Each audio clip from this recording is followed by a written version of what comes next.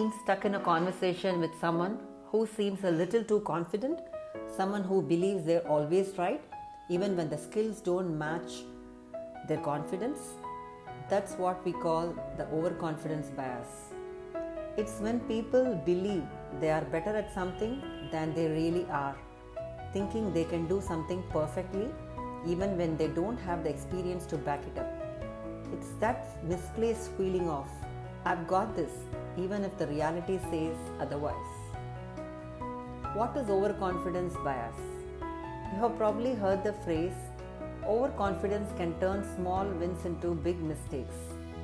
Overconfidence is a cognitive bias, meaning it's a natural mental shortcut that causes us to overestimate our own abilities.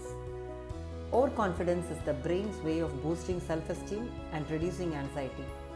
It does this by focusing on past wins while minimizing or ignoring failures. Psychologists Daniel Kahneman and Amos Tversky first introduced this back in the 1970s, who studied how people often misjudge their skills or knowledge. But here's the thing, overconfidence isn't always a bad thing. It can actually have some positive effects. When people believe in their abilities, it boosts their self-esteem, motivates them to set ambitious goals, and helps them take on challenges. This kind of confidence can fuel perseverance and resilience, pushing people to keep going even when the road gets tough. Sometimes, overconfidence is what drives people to succeed against the odds.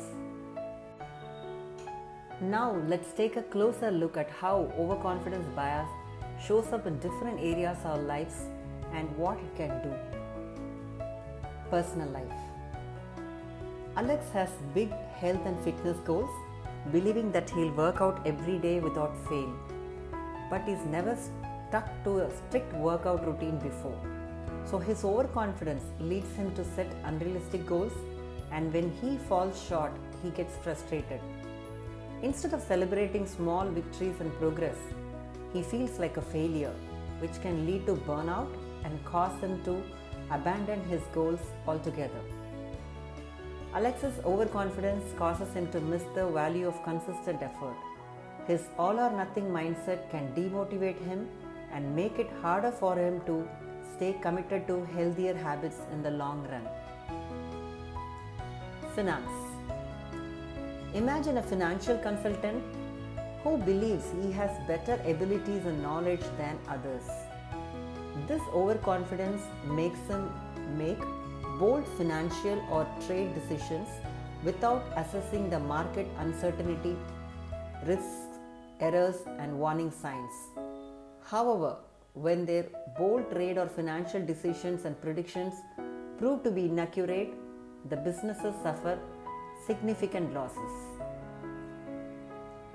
Relationships. Jessica and Mark are first-time parents and have just welcomed a child. Before they had kids, they thought parenting would be a breeze. They saw a child throwing a tantrum in the store and thought, our kid will never do that.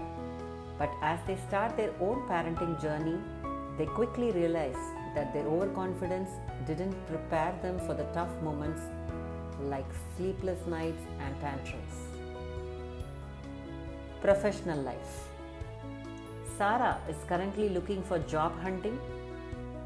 She feels overconfident in her qualifications and believes she will easily secure the perfect job. However, when she is rejected for positions, she is shocked and disappointed. In another instance, imagine Richard in a workplace who is asked to do a major project that requires thorough research, time, and critical thinking. He overestimates his ability to complete the task and claims that he will complete it in just 1 week, but it can actually be completed in 1 month. As a result, he will miss the deadline and become a victim of overconfidence bias. Maritime Industry. A pilot who has successfully navigated different routes in the past may become overconfident and underestimate new or different challenges, potentially overlooking essential safety precautions which may even lead to accident. Healthcare settings. The implications can be significant for professionals working in certain fields that require sound decision making.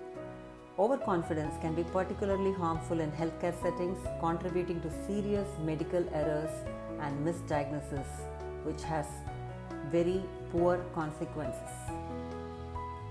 In conclusion, overconfidence bias influences many aspects of our lives, from our personal ambitions, family dynamics, and careers to the decisions we make in business.